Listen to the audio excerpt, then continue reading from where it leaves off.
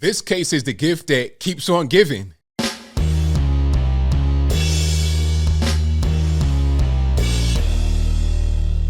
How's everybody doing? My name is Anthony Brian Logan, and today we got to talk about the lone black juror in the Jussie Smollett, aka Jussie Smollett trial, speaking out to the media. Now, before we even get into the video, which I do have, and I'll watch it with you guys, people were trying to say that this man was being coerced into finding Jussie Smollett guilty and Jussie didn't do nothing, all this and that. But in reality, everyone knew from the beginning that Jussie Smollett was not telling the truth. We didn't know the extent of the lie. We did not know about the Africans and the bodybuilding and the bathhouse and the cocaine. We didn't know all that, but we did know his story didn't make any sense from the beginning. It didn't matter what color you are. You could be black, white, Puerto Rican, Kenyan stripe. It did not matter. We knew the story was fishy from the jump. So when anybody tries to say, oh, the black community, they thought that he was innocent, not really.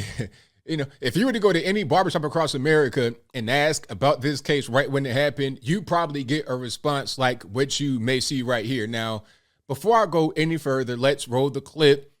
In this clip, you're going to hear from the witness. I've not seen it yet, so you're going to get a live reaction from me right now. So let's go ahead and roll it. Andre Hope says he took no pleasure in finding Smollett guilty, calling the entire case sad. Hope says the evidence against the actor was overwhelming, but he's still left with one unanswered question.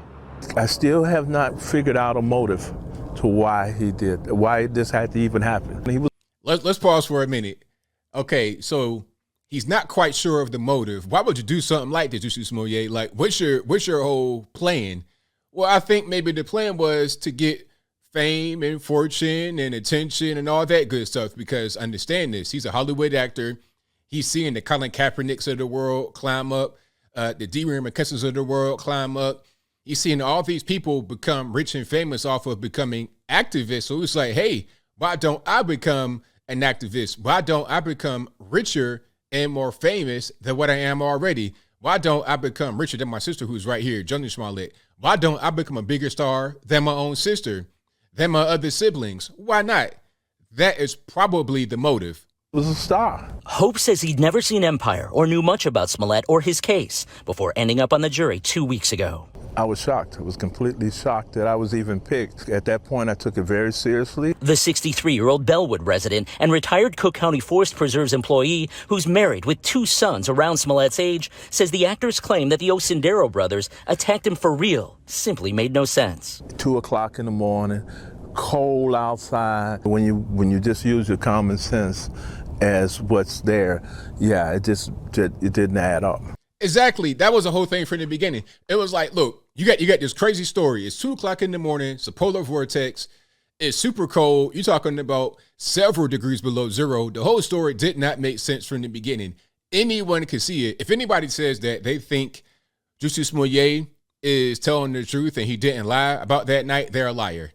Either they're a liar or they're just, how can I say without being insensitive or get flagged, intellectually incapable of understanding the reality of what's going on around them. I'm not quite sure what you got going on with your mental, but something is not all the way right. You're a few trees short of a forest and a few fries short of a happy meal, but I'll move on. Hope says the noose used in the staged attack was a critical piece of evidence. After wearing the rope home, Smollett claimed he took it off, then put it on for police to see.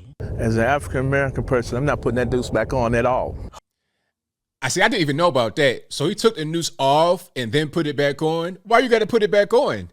What's the point? You could just say, hey, they tried to put that on my neck, and there it is right there. Why you got to put it on? Is it for the cameras to see so they get that image? Yeah, that right there was crazy. And what he said, I ain't putting that back on. I'm right there with him, sir. You got a friend in me, 100%, because I'm not putting that back on my neck, period. Hope says the jury never argued, was never deadlocked, and simply took its time to be thorough during 9.5 hours of deliberations. He praised his fellow jurors, but said it was disappointing that he was the lone African-American on the panel. How can we say that this is a jury of your peers when there's only one African-American? Well, let's talk about that part. Let's dive into that before he says anything else. A lot of black folks don't want to do jury duty. They don't want to do it. They're not going to respond to the thing they get in the mail. Might not even check their mail. Anything that comes from the government, they're going to throw right in the trash. So a lot of it is just us not responding. So I'm not quite sure that it's a racial thing to where they exclude you because of your race. I'm not sure. But it doesn't even really matter because at the end of the day, everybody knows that Jussie Smollett lied about the whole hate crime attack. And there were plenty there. So you could have got 2, 3, 4. African Americans can handle the truth too. And we can give an impartial judgment on a case. Hope says he thinks the actor has lost enough and doesn't deserve prison time. And he says he hopes at some point Smollett gets a second chance in Hollywood. I don't know about that one, man. I don't know about that one. I think the Hollywood dreams. I think the Hollywood dreams might be a wrap there, boss. I don't think that's gonna actually happen anymore. And this link that you just watched, this will be in the description box if you want to see it without my commentary in full and read the article that goes with it. But shout out to my man for speaking out because although it got kind of woke towards the end a little bit, I mean, I can understand that. You're probably like a boomer age black male. I get it. But still, he kept it all the way real. It's like the story didn't make any sense. Regardless of what, regardless of the jury's racial makeup, regardless of any of that stuff, what Jussie said did not make any sense. It doesn't matter what color you are. Anybody could have seen it. You could be Ray Charles, Stevie Wonder. It don't matter. Anybody could see what's going on there, right? And I hope that people take heed to what's going on here and don't try anything like this in the future. You know, there was a bunch of hate hoaxes that happened after this that made it to the news. They're very popular. I'm like, why is there all of a sudden this big rash of hate crime hoaxes? For what? You're not going to get away with it. If Jussie Smollett didn't get away with it, how are you going to get away with it? Bob from down the street, Bob's Smoke Shack in Paducah, Kentucky. How are you going to succeed where Jussie failed? You get some attention, and I guess that's okay. I guess that's great. But what else do you get aside from attention? You might get a penitentiary stint, depending upon where you live and depending upon the severity of the hoax. Okay, they might send Smollett to the penitentiary. Who knows? He could go. Quote unquote legal experts are saying that it could be, probation and community service. Although he got found guilty on felony counts, which could carry up to 3 years, if I'm not mistaken, each. So he could go to the penitentiary. And I understand what the man is saying. He lost enough, all this and that and the third. But what if this whole thing went left? What if it went a different way? What if the hate crime hoax was not so evident? What if it wasn't so obvious?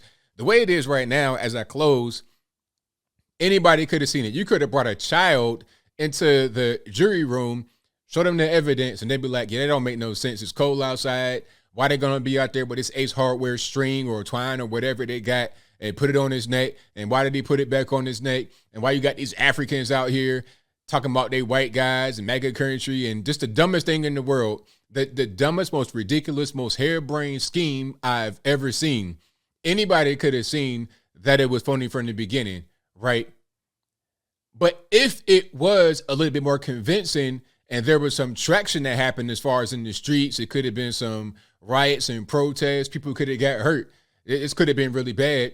And if anybody in the future wants to do a thing like this, they may take extra precaution and make sure that it's more believable. Therefore, there could be more damage. And they think, well, I ain't gonna go to the penitentiary. There's no deterrent from me doing this because Jussie Smollett didn't go to the penitentiary, so I won't go either. You see what I'm saying? It creates kind of a domino effect. And I think at a certain point, you got to make an example out of him. To say that in Chicago, you can't just do whatever you want. That reputation in Chicago of being really lax and lenient on criminals. But maybe right now is a great time to stop being so lax and lenient on criminals because everybody knows that this guy is guilty as charged, got convicted, give him the appropriate sentence and nothing less. But I think I'll leave that right there for now. And what say you? How do you feel about the lone black juror coming out and speaking out against Jussie Smollett on the media? Was he good for that? Was he wrong for that? I believe he was pretty brave to do it because, you know, you might not really want to show your face sometimes. But on a case like this, I think everyone is pretty much on the same page. You have the liberal establishment, the liberal media, and some celebrity types, they want to support him, of course, because he's part of their fraternity. I get it. But regular people are like, nah, that's dumb. It make no sense. You know, he actually did commit a hoax here. Everyone can see it if you have your eyes open. So he's not necessarily in fear of any kind of retaliation against speaking out against this guy. But now if it was a gang shooting or something like that, it'd be a little bit different. And that's a whole different story. So for now, I digress. The whole point is that I'm glad he came out and said something, because it's important for people to see it. Because still to this day, some people want to be like, oh, well, Jussie didn't really do anything wrong. And, you know, I believe what he did. Everybody knows that what he did was fake. It was a hoax. And let's just have that be that. And again, hopefully nobody tries to repeat what he did to try and quote unquote do it better than Jussie Smollett did. Let's not have any more of these hoaxes, because when there's a real hate crime, when there's a real act of violence against one because of their race or their religion or whatever the case may be, it's gonna kind of be questioned. It's like, did that really happen, or are you Jussie Smollett 2.0? That's a reality that we don't want to have in the US of A. But whatever your thoughts are, please let me know in the comments below. And that's all I got to say for this video. If you like what you heard, please comment, rate, share, and subscribe. Peace.